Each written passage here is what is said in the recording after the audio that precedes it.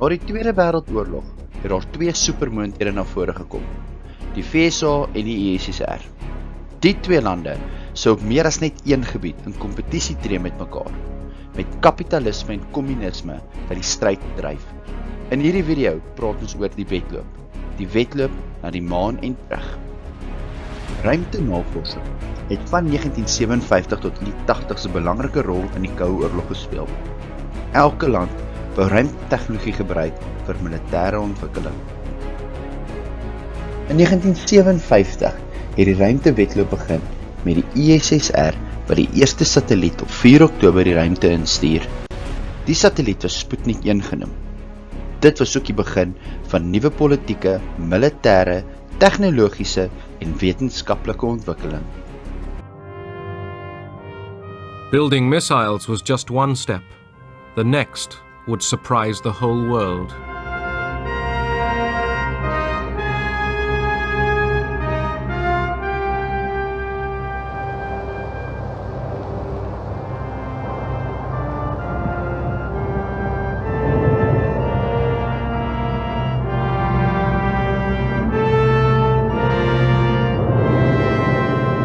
On October the 4th, 1957, Russia launched the world's first space satellite. They called it Sputnik, traveling companion to the Earth.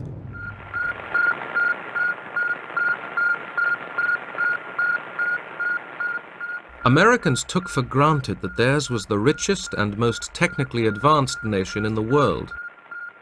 With Sputnik now orbiting the Earth, all that changed. Russia had won the opening event of the space race. Sputnik 2 is in 1957 in die ruimte ingelanseer. Die ruimtetuig het Laika die hond opgehaat. Dit sou die eerste suksesvolle nasie wees wat 'n lewendige organisme in die ruimte instuur. Within a month, Russia was ready with Sputnik 2. This time, it carried a passenger, Laika, the dog. American public opinion was split between fear of Soviet missiles and worries about the safety of the dog they called Curly. Amerika se reaksie op die Sputnik satelliet het in 1958 na vore gekom met hul lansering van hul eerste satelliet, die Vanguard.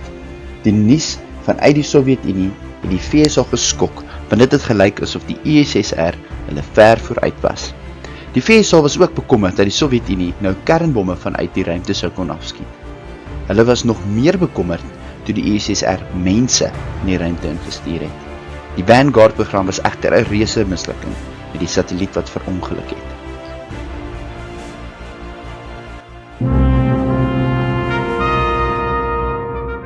To catch up with the Russians, America pushed its own satellite project forward.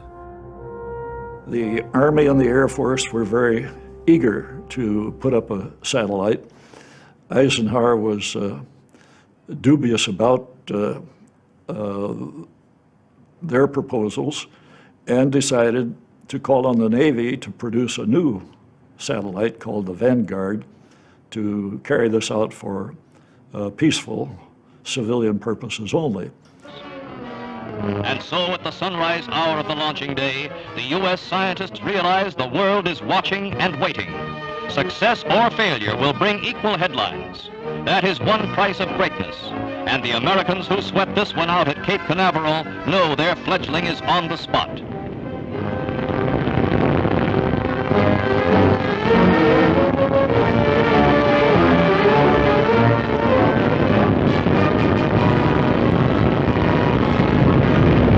After rising but a few feet, the three-stage 72-foot rocket loses its thrust. The remarkable slow-motion films tell the rest of the story. It was a national humiliation. The world's press had a field day. Something had to be done in a hurry to restore confidence in American technology. To the rescue came a former German rocket scientist, Werner von Braun. His team had been working on a military missile known as the Redstone.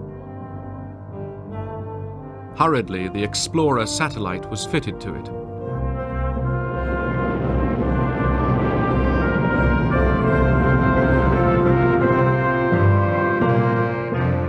It worked. The race in space was between capitalism and communism, a competition the West feared Russia was winning. Explorer 1 was deel van die Amerikaanse Explorer-projek. Dit was 4 maande na Sputnik gelanseer. Dit was 'n navorsingssatelliet wat radiasie in die ruimte sou meet. Dit was Amerika se eerste suksesvolle antwoord op die USSR se Sputnik 1. Nikita Khrushchev was die leier van die Kommunistiese Party in die USSR tydens die Koue Oorlog era. Hy het in 1953 by Malenkov oorgeneem as sekretaris van die party en is in 1964 afgedank van sy posisie. Hy was 'n karismatiese figuur met verskriklike kompetente seno. Alhoewel hy vir 'n groot deel van sy tyd as sekretaris van die Kommunistiese Party geglo het in vreedsame naasbestaan met die Weste, was hy grootendeels verantwoordelik vir die Kubaanse misselkrisis. Hy is veral bekend vir die skoeninsident tydens 'n toespraak wat hy gelewer het by die Verenigde Nasies. In 1959, Vice President Richard Nixon opened the American National Exhibition in Moscow. He tried to impress Khrushchev with America's advances in color television. There are some instances where you may be ahead of us. For example, in the development of the thrust of your rockets for the investigation of outer space. There may be some instances, for example, color television, where we're ahead of you. But in order for both of us to benefit, you see, you never concede anything.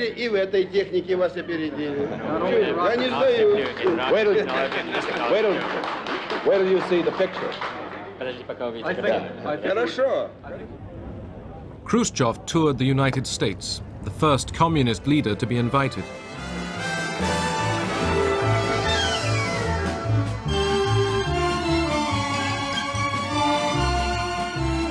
In Hollywood, the stars turned out to entertain him. In the streets, people gave him a frostier welcome.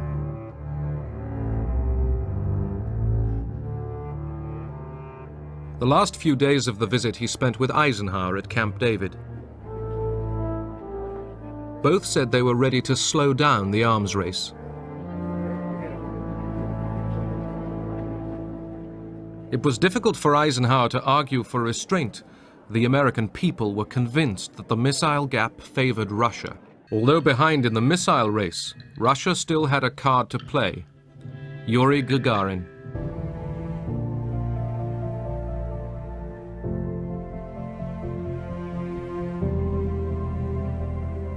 Gagarin had been chosen to be the first man in space. Having stumbled at every hurdle in the race, there was further humiliation for the United States with the launch of Yuri Gagarin.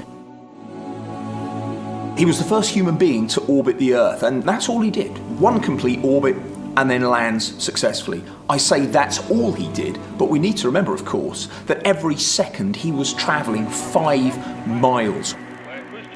And he landed as a global hero. He was feted by the Soviet Union as a triumph of what was possible under a communist society. It really put a lot of pressure on the White House. How could you have let our country fall behind so badly?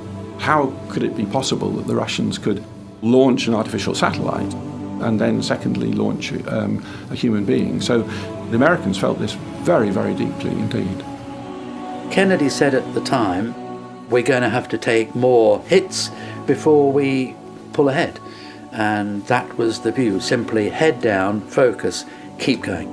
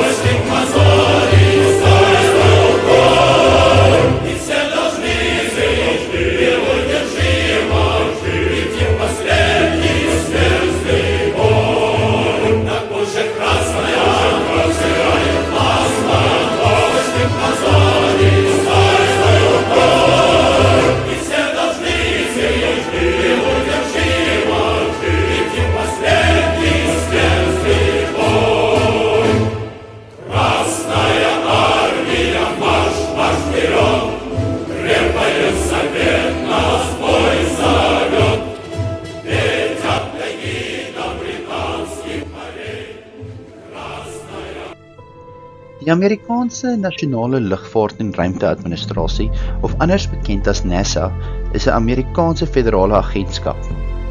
Hulle is verantwoordelik vir die ruimteprogramme. Hulle doen ook navorsing en koördineer hierdie navorsing op die gebied van lug- en ruimtevaart. Hulle is gestig in 1958. The United States responds with Project Mercury and launches astronaut Alan Shepard to become America's first man in space. Your attention, please. On my mark, T-minus 15 minutes. T-minus 15 minutes and counting.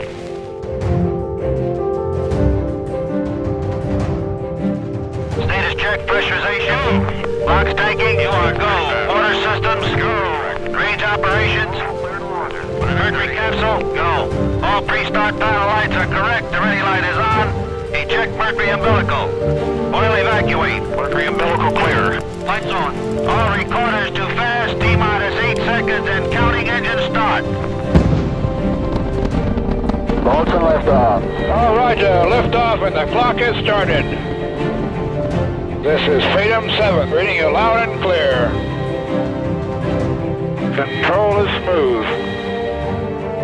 What a beautiful view.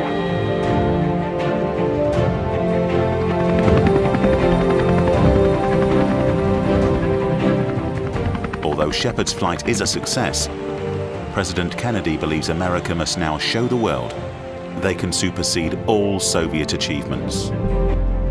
Die Apollo-projek was een van die meer bekende reeks bemande ruimtetogte deur NASA.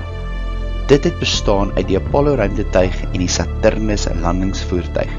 Die doel van Kennedy was om 'n man op die maan te plaas in die 60s.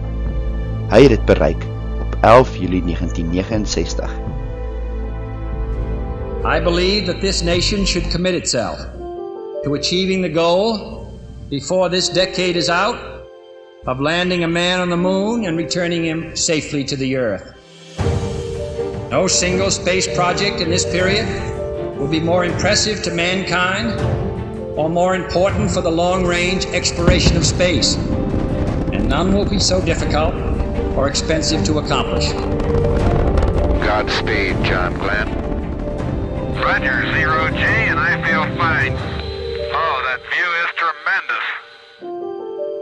Kennedy's pledge will inspire the American people, calm hysteria, and unite an army of engineers to take up his challenge. Design. A smaller launch vehicle comprised of 3 main stages. Consisting of fuel tanks and engines, each individual stage will burn at a specific time during launch. This stage design allows the heavy fuel tanks and engines to be discarded once used up, reducing the weight of the rocket as it climbs higher. This rocket will become an iconic symbol of the Apollo program, the mighty Saturn V. The Saturn V will send a small Apollo spacecraft to the moon. Unlike Nova, the Apollo spacecraft will be made of 2 modules, with only a lightweight lander descending to the moon's surface. This lander can then rendezvous with the main spacecraft and return to Earth. July 16th, 1969, Apollo 11 astronauts Armstrong, Aldrin and Collins board their Saturn V. We are go. 20 seconds.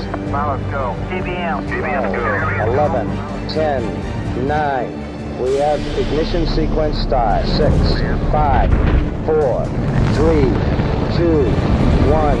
All engine running.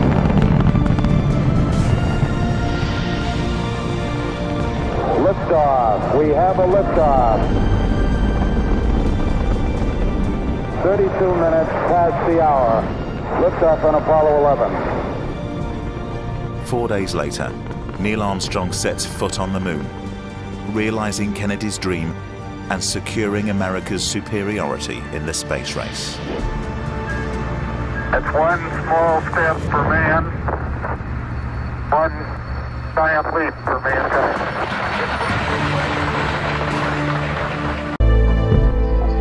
Ruimtewedloop het die VSA sowel as die USSR miljarde rande gekos. Albei lande het geweet, hulle sou nie meer met hierdie wedloop kon volhou nie. Na 1969 het die ruimtewedloop grootliks afgeneem en die gewildheid daarvan het afgeneem. Dit is vandag nog betwisbaar wat dit beëindig het. Die meeste mense aanvaar dat die wedloop 1975 tot 'n einde gekom het toe die Sowjet en Amerikaanse ruimtereisigers tydens die Apollo-Soyuz sending die eerste keer op 'n bemande ruimtesending saamgewerk het. Die bevelvoerders van die Apollo en Soyuz ruimtetuig het mekaar met 'n handdruk in die ruimte gegroet. Dit is wêreldwyd regstreeks uitgesaai. Hierdie sending was bedoel om die einde van kompetisie te simboliseer en 'n era van samewerking in die ruimte in te lui. Die optrede het 'n 10 jaar tydperk van vreedsame naasbestaan, bekend as die tente, gesimboliseer.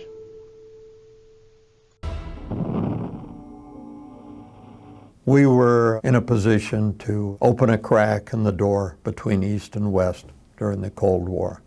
Apollo Houston, I got 2 messages for you. Moscow is go for docking. Houston is go for docking. It's up to you guys. Have fun. All righty, sounds good. Palomino, Mila, Alexei. Mid-July 1975. An American Apollo spacecraft and a Soviet Soyuz spacecraft prepare to join in Earth orbit, 140 miles above the Atlantic near Portugal. During their 2-day joint flight, astronauts and cosmonauts transferred between spacecraft. They conducted space experiments, and they tested a compatible rendezvous and docking system, evaluating its potential as the universal standard on future spacecraft for docking and rescue. The mission climaxed more than 3 years of planning and preparation, a time during which differences in language, in technology, in political creed were set aside in favor of the common goal. This was the mission that opened the door to international manned spaceflight, the mission that set the course for joint flights of the future. This was the mission of Apollo-Soyuz.